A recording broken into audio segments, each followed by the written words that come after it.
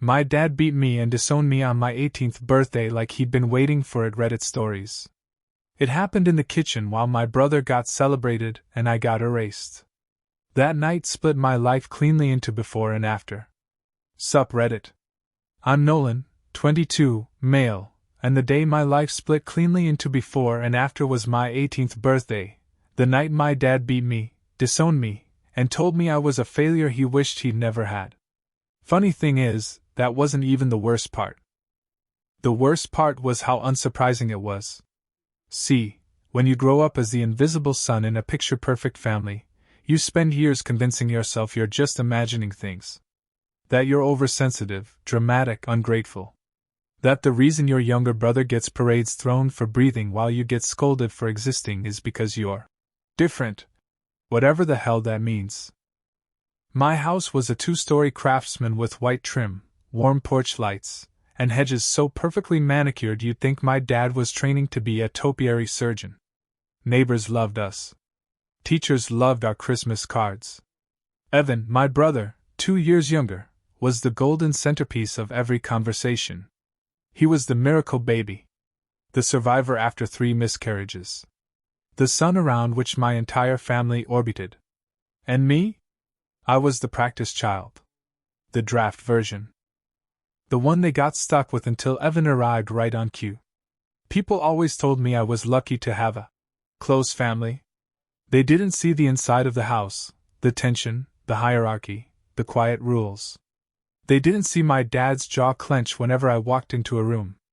They didn't see my mom's soft, patronizing smiles when she explained yet again why Evan needed more attention, more rewards, more support. When Evan crashed the garage door backing out. Therapy and a new gaming console. When I left a towel on the floor? 45 minutes of being told I lacked character. By the time senior year rolled around, I had mastered the art of being silent. Light footsteps. No demands. Eat late so I wasn't in the way. Get a job so I didn't have to ask for money. Save every penny because I knew college from them was a fantasy. I spent 18 years being the family ghost. So on the morning of my 18th birthday, I wasn't expecting anything. Maybe card. Maybe a half-frozen sheet cake. I walked downstairs at 10:30 a.m., hoping, stupidly, naively, that maybe this year they'd remember. They remembered. Just, not me. Evan was bouncing around the kitchen like it was Christmas, my mom filming, my dad proudly tying a ribbon around a sleek black gift box. Evan ripped it open and pulled out a stainless steel luxury watch, the kind that costs more than 3 months of my paychecks combined. He slid it on, grinning. Now I don't have to steal yours, Dad. My mom finally noticed I existed. Oh, Nolan, don't look jealous. You'll understand when you're older. Character matters more than gifts. I felt something inside me go tight and thin, like a cord stretched too far. I said quietly, I thought we were having cake. We had it earlier, Evan said, not looking up. Your name was on it, though. Joint thing. You slept through it. Joint thing. His birthday was a month away. I don't know what broke first, the cord in my chest or the part of me that had spent 18 years swallowing everything whole. But I heard my voice before I realized I'd opened my mouth. You're pathetic. You've never earned anything in your life. My dad turned. My mom gasped. Evan blinked like I'd slapped him. And then everything exploded.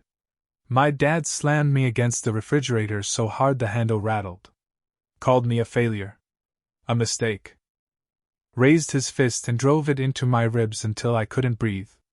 When he finally stepped back, I saw something new in his eyes, not anger. Relief. Like he'd been waiting for 18 years for an excuse to finally break me. I pushed myself upright, shaking. My ribs felt cracked. My vision buzzed. But I wasn't scared anymore. I was done. That night at 2 a.m. While the house slept, I slipped out the back door with a backpack, $180 in cash, and the knowledge that nobody inside that house would ever look for me, not because they thought I was capable. Because they didn't care. I didn't have a plan. Only a promise. They would regret letting me go. and I would never, ever be their ghost again. The first thing you learn when you run away at 18 is that the world doesn't care how tragic your backstory is. It doesn't care that your ribs ache from your father's fists, or that your family celebrated your brother's future while burying yours. The world only cares if you keep moving. So I moved. With my backpack slung over one shoulder and $180 tucked inside my sock, I walked through town like a ghost nobody missed. I didn't even look back at the house. There was nothing for me in that direction except trauma and a kitchen still smelling like birthday cake I wasn't allowed to eat. My plan was simple: stay invisible until I figured out how to not die. The first night, I slept in a 24-hour diner booth until a manager tapped the table and said, "Either order something or head out, kid." I bought fries and made them last an hour. The second night, I found a metal bench behind the YMCA that nobody checked after dark. The third night, I rode the city bus until sunrise because the $2.50 fare was cheaper than getting mugged in a park. By night 4, desperation had stripped away every last bit of pride. That's when I found the church basement shelter. A volunteer with gray hair and soft eyes didn't ask questions when he saw me: busted lip, backpack, the hollow look of a kid surviving on stubbornness alone. He just nodded toward an empty cot and said, "Dinner's in 10 minutes. That basement saved me. Not because it was comfortable, it wasn't. Not because it was safe, it wasn't that either. But because it gave me just enough stability to start clawing my way out of the hole my family shoved me into. Within a week, I had routines. Library from 9 a.m. to 4 p.m., filling out job applications on ancient computers that whirred like jet engines. Warehouse ads, gas station ads, any listing that didn't require experience, or a reference from someone who didn't hate me. Evenings spent helping volunteers sweep the basement in hopes they'd let me stay longer. Nights learning how to sleep without letting go of my backpack. My phone was dying more than it was alive. My hoodie smelled like stress and weather. I ate whatever the shelter served: soup, bread, mystery casserole that tasted like regret. But I was alive. Then, on day 11, everything changed. A medical supply distribution center off Highway 47 called me back. I'd applied on a whim, half expecting the application to disappear into the void with the others. Instead, the manager, a guy built like a forklift, said, "You show up on time? You work? You keep your hands off the narcotics pallets? Good enough." That was the closest thing to hope I'd felt in years. I showed up the next morning 20 minutes early wearing the cleanest shirt I had. The building was massive, towering shelves full of boxes labeled with words I couldn't pronounce. The air smelled like cardboard and disinfectant. The manager handed me gloves, pointed to a stack of incoming shipments, and said, "Start breaking these down. Don't drop anything fragile. Or expensive. Or heavy. Actually, just don't drop anything." I worked until my vision blurred. 40 hours that first week. 45 the next. My hands blistered. My ribs throbbed every time I bent over a pallet. I went home, being a cot under flickering church lights, so exhausted my bones felt hollow. But I stuck with it. And the volunteers noticed. And the manager noticed. And eventually, someone else noticed too. The older volunteer, the one who checked people into the shelter, pulled me aside one night. "You got discipline," he said. "Not many your age do." He told me he had an old converted shed behind his house he'd been thinking about renting out. "To someone who needs a break." "How much?" I asked. $120 a week. I shook his hand so fast I almost dislocated something. The next morning, I moved into a shed that smelled like oil and dust and old newspapers. It had a mattress, a microwave, and a door that locked. It was paradise. And for the first time since my dad slammed me into that refrigerator, I let myself think. Maybe I'm not doomed. Maybe I'm just beginning. But the universe wasn't done testing me yet. Because while I was building a life from scraps, my family was about to make their first move. And they were going to regret it. By the time winter hit, The shed behind the volunteer's house felt more like home than the place I'd lived for 18 years. It was freezing, smelled vaguely like motor oil, and the space heater rattled like it was haunted. But it was mine, and I woke up every morning without flinching at footsteps in the hallway. I was working full-time at the medical supply hub now. Still doing the grunt shifts, but I'd earned something I hadn't had in years. Stability. Then came the first crack in the quiet. My high school counselor emailed me. The subject line was, "Transcript request denied, please read." I froze. Opened it. "Nolan, your transcript request for college applications was cancelled. Your parents contacted the school and stated you were not pursuing higher education. Please confirm if this is accurate." I read it 3 times, numb. Not only had they forgotten my birthday, beaten me, disowned me, and erased me from the house, they were still trying to control my future from a distance. I called the counselor immediately. She told me everything. My parents had claimed I was emotionally unstable, taking a gap year, and not ready for college. They even added that I didn't want my transcript released. They were trying to shut the door before I ever had a chance to walk through it. Something changed in me right then. A snap. A shift. A fuse blowing in the dark. I wasn't hurt. I was done. I spent the next 3 days fixing the mess. Calls, emails, documented statements, forms proving I had no parental support. But by the time everything was reactivated, the damage was done. I'd missed a state grant deadline. A program slot. Real chances. All because they wanted me small. Forgettable. Replaceable. That night, sitting on the shed floor with my back against the wall and my breath fogging in front of me, I realized something. They weren't just done with me. They were actively trying to bury me. And if they wanted war, I'd stop bringing a shield. I'd bring a scalpel. Then fate handed me the sharpest blade possible. Evan texted. After 2.5 years of silence. His message popped up with all the subtlety of a drunk toddler. Heard you're working at some grocery store and going to community college. No. I stared at it, expressionless. Then he sent another. You know what I did to your room, right? Check this out. Picture attached. My old bedroom, the only space I'd ever really had, staged from top to bottom for their house listing. Fresh paint. Neutral decor. College brochures neatly arranged. Caption from Evan. Cleared all your garbage. Looks way better without you. My heart didn't even speed up. Because beneath his bragging, he'd made a mistake. A giant one. He'd sent it from one of his public social media accounts. So I clicked his profile. And down the rabbit hole I went. Months of stories, screenshots, group chats he'd posted publicly. Bragging about cheating on tests. Admitting he faked volunteer hours. Having others write his essays. Boasting about forging signatures. Laughing about skipping classes while teachers covered for him. Mocking anyone who actually works hard. It was a buffet of stupidity. And he gave it all to me. I screenshotted everything. Username visible. Timestamps visible. Saved backups in 3 locations. Printed copies for good measure. Then something small and dangerous in me whispered. If they want to pretend I never existed, fine. But I'll make sure the world sees exactly who they are. That night, I created a folder labeled Receipts.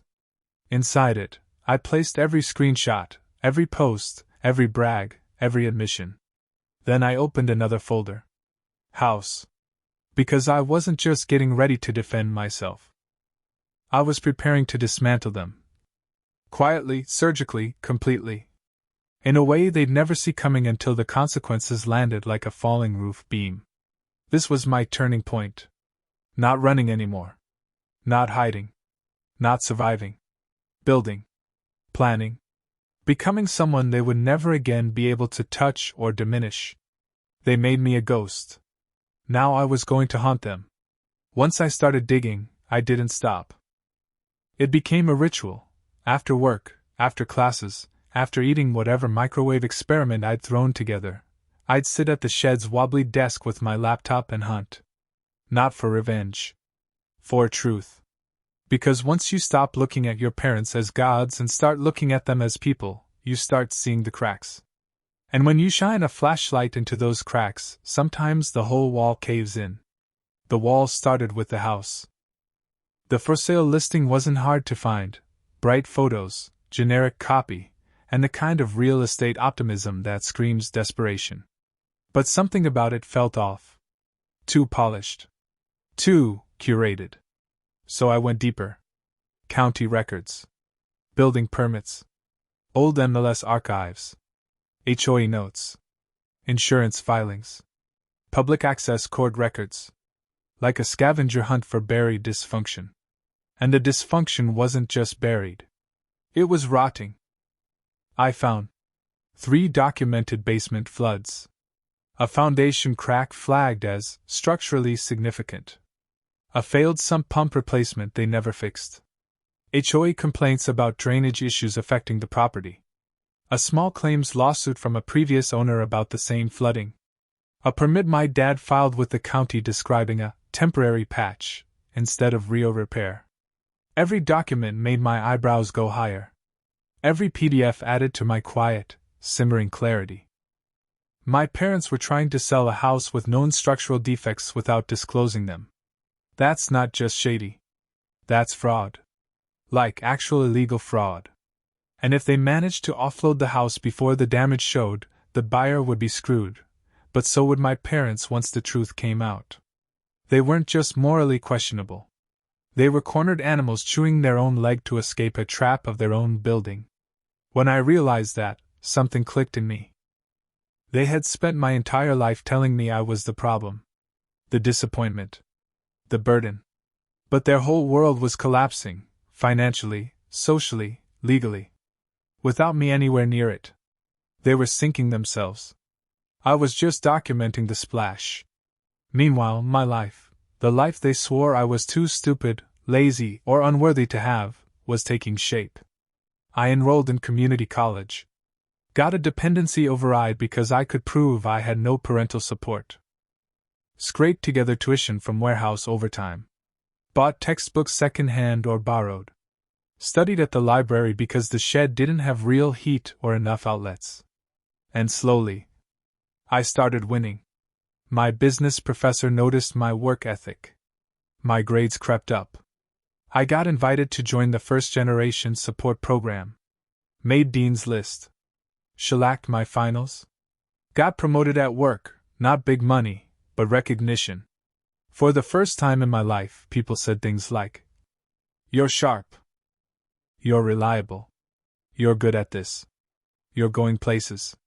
Words my family had never once directed at me. One night in late spring, sitting on the shed's little porch step, wrapped in a blanket and eating instant ramen, I realized something wild. I was happy. Not rich. Not successful. Not stable yet. But free. And that freedom had weight. A weight my parents could never lift from me because they had never helped me carry anything to begin with. Then, just when things were starting to settle, a former neighbor messaged me on LinkedIn. "Hey Nolan, not sure if I should say anything. But your parents' house is on the market. Thought you'd want to know." I checked Zillow. It was real. And the price they listed? Laughably high. Panicked high. Then I clicked through the photos.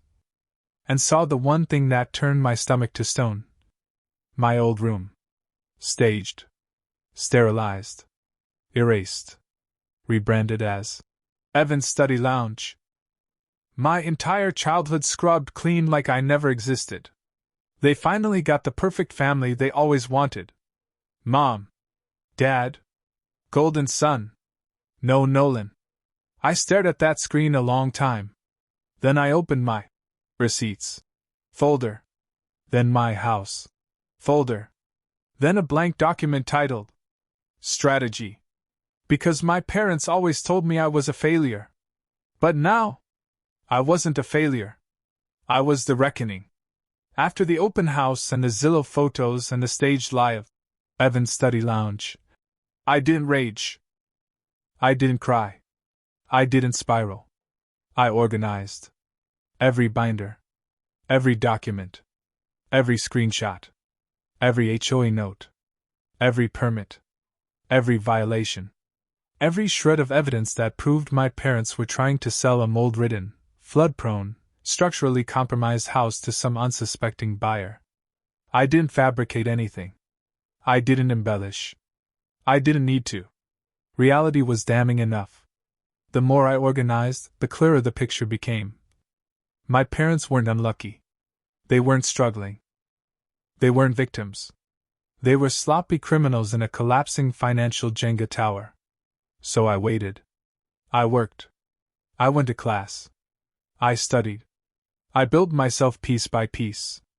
Until the opportunity dropped into my lap. My college emailed me. We'd love for you to speak at our first-generation student showcase. Your story is inspiring. Would you be willing to share it on stage? Would I? Hell yes, I would. Not because I needed applause.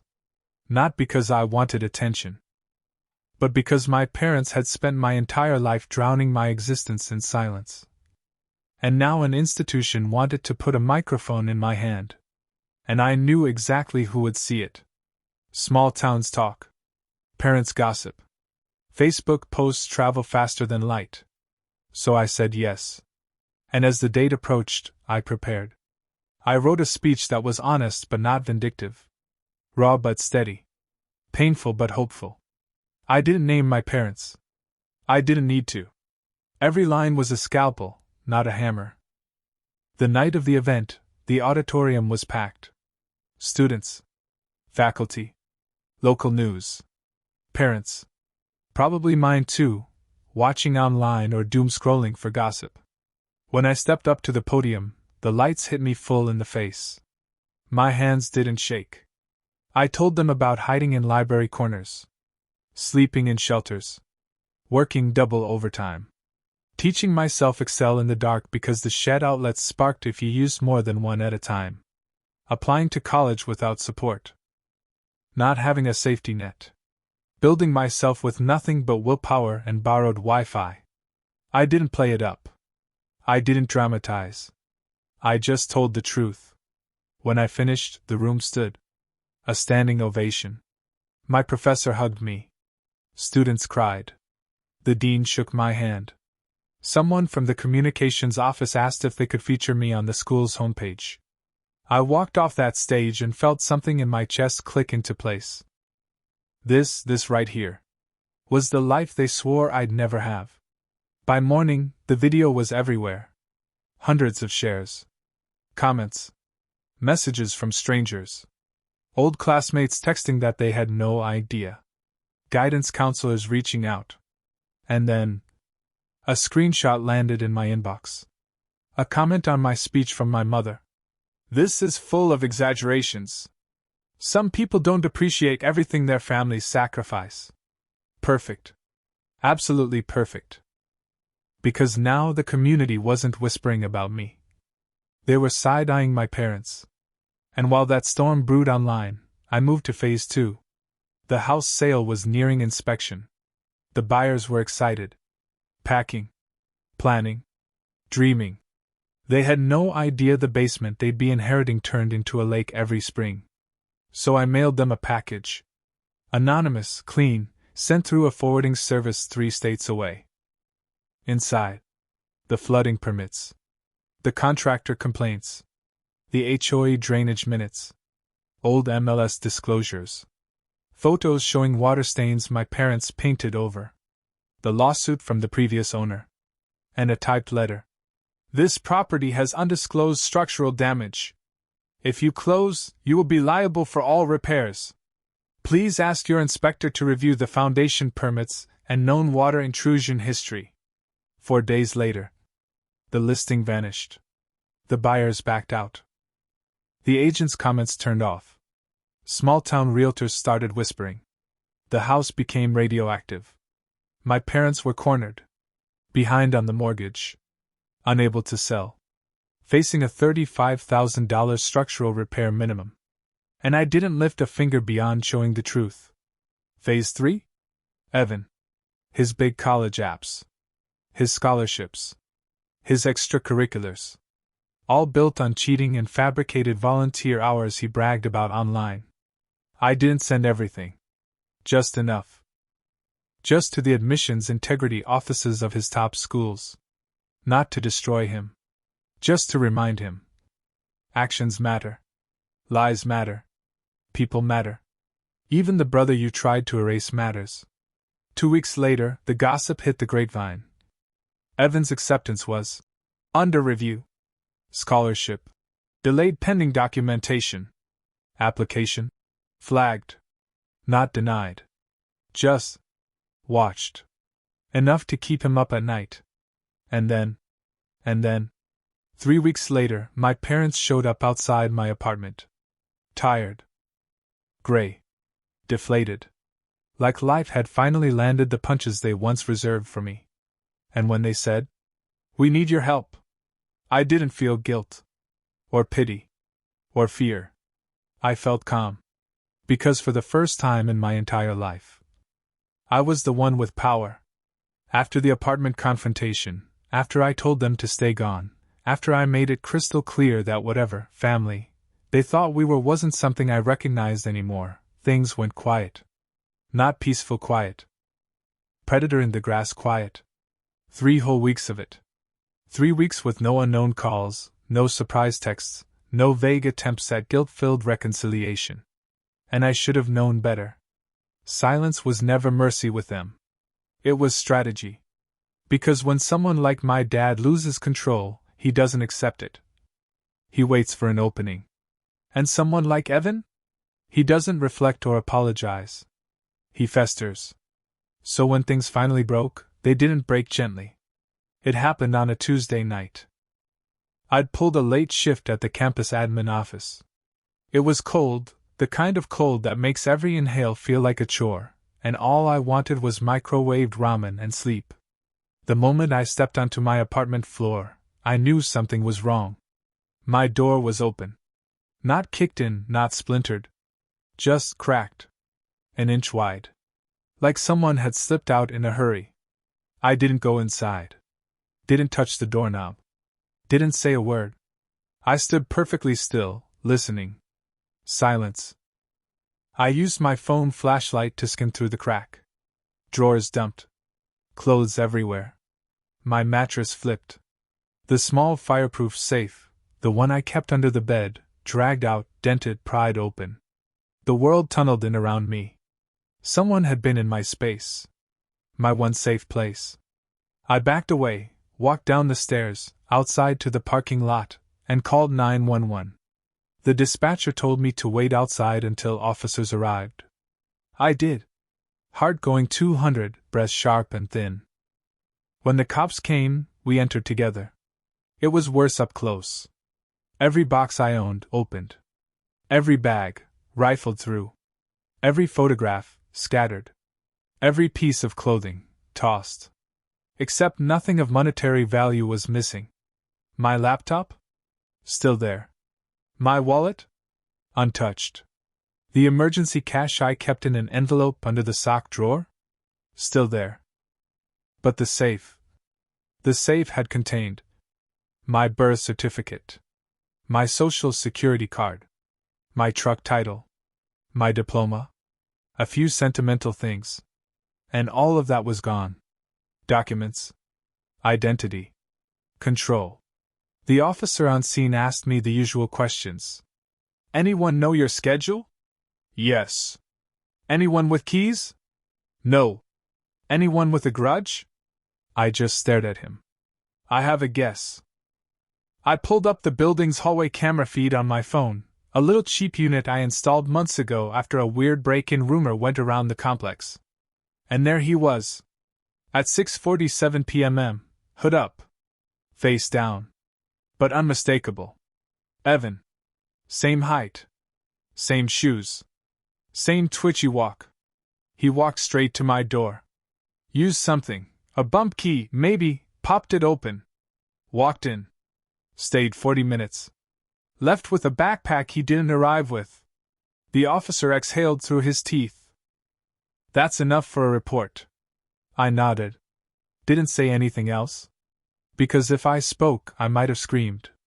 Maya showed up 10 minutes later, hair still in scrubs from her nursing shift, and when she saw the state of the place, she didn't say I'm sorry, or this is awful, or why would he do this. She said, pack a bag. You're not sleeping here tonight. No argument. No pride. No bravado. I packed the essentials. Left the rest in ruins. The next morning, I filed for a restraining order. Submitted the footage. Submitted the harassment logs I'd been keeping since the LinkedIn message about the house. Submitted the proof of constant boundary violations. The clerk didn't even blink. This is more than enough. The temporary restraining order was approved within 48 hours. But here's the thing about people like Evan. A restraining order isn't a warning. It's a challenge. And he took it exactly that way. The restraining order should have been the end of it. A normal person, even an angry, entitled person, would have backed off after a legal document spelled out stay away or get arrested. But Evan wasn't normal. He'd grown up with parents who cleaned up his messes, rewrote consequences, and called it support. He'd been taught, literally from birth, that rules were background noise. And when someone like that hits a boundary, they don't stop. They escalate. At first it was subtle. He'd show up in places he knew I went, the grocery store, a gas station near campus, a gym parking lot. He didn't approach, didn't speak, didn't cross the 200-foot line. He just appeared. Watching. Waiting.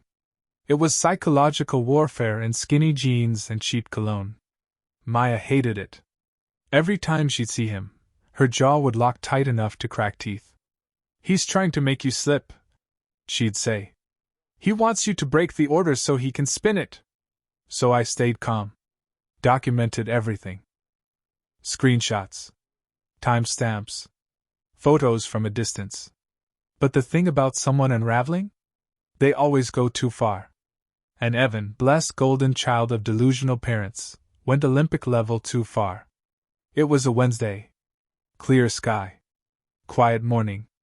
I was mid-shift at the campus admin office, sorting placement forms, when my phone buzzed with a call from our security desk. Is this Nolan? Yes. There's someone in the parking lot trying to get into your car. A guy in a gray hoodie. Matches the description on your file. I didn't even pack my things. Just ran. By the time I got outside, campus police already had him surrounded. Evan. My brother. My personal curse in human form. He wasn't screaming. He wasn't angry. He was sobbing.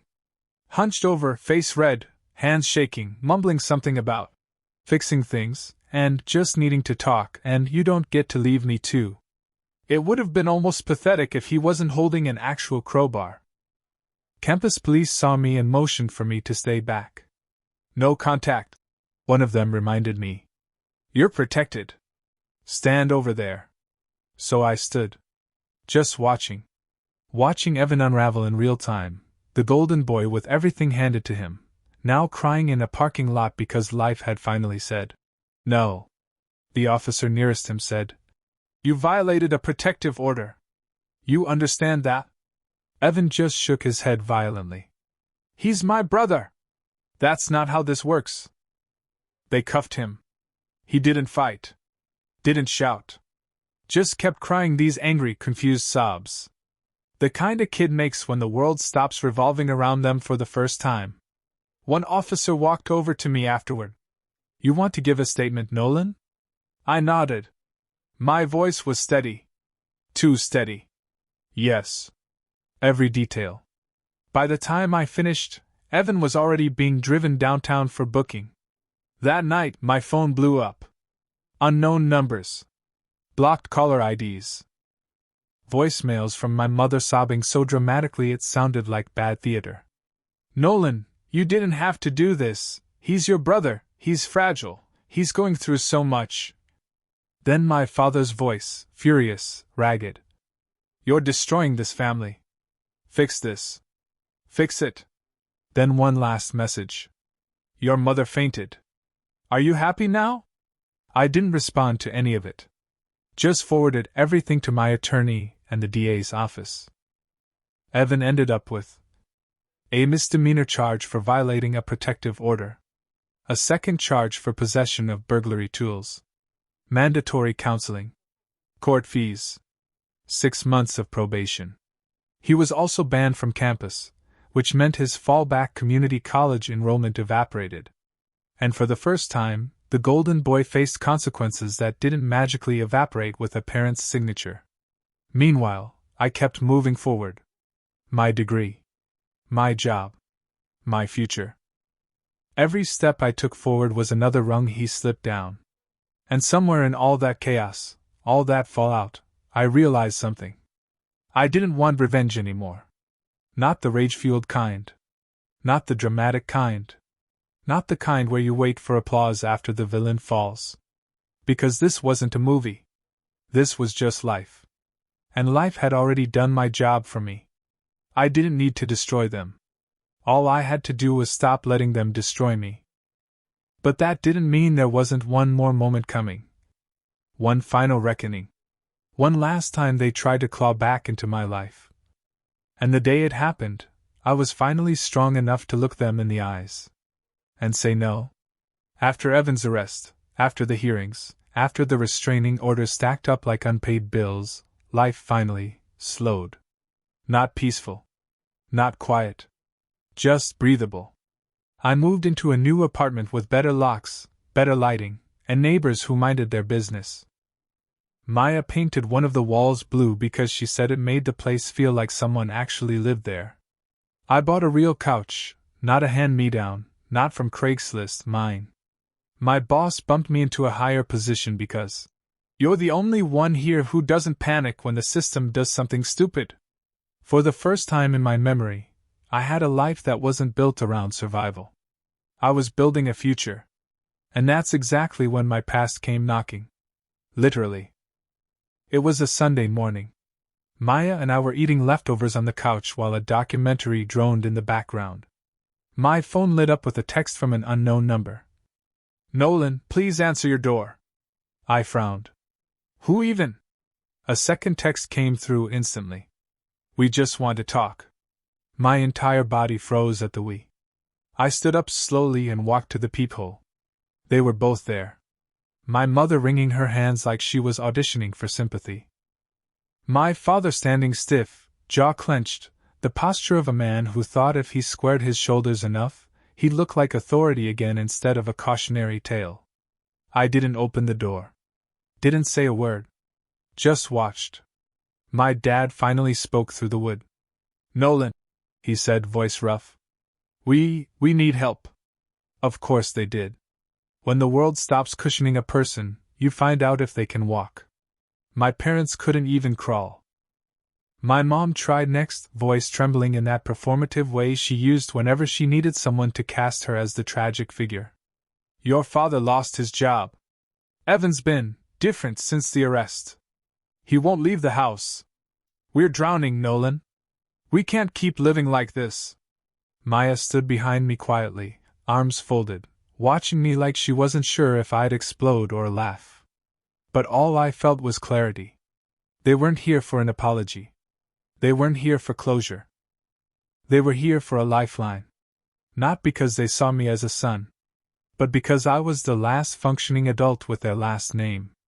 So I stayed behind the locked door and said, You shouldn't be here. You're violating the order. My mother gasped like I'd slapped her. Nolan, sweetheart. Don't, I cut in. No more sweetheart. No more guilt. No more pretending this family existed anywhere except your Facebook posts. My dad's voice cracked with desperation he couldn't hide anymore. We're losing everything, he said. We can't pay the mortgage. Evan won't see a therapist. Your mother's working part-time for minimum wage. Please. You have a degree now, a good job.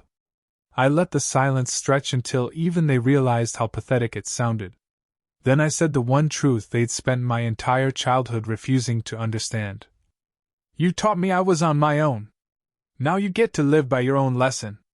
My mother started to cry. Real or fake, couldn't tell, didn't care. My father's voice broke completely. Nolan, we're your parents. Not anymore. I stepped back from the door, took Maya's hand, and walked into the kitchen. Outside, they kept knocking. Then pleading. Then promising. Then blaming. Then crying again.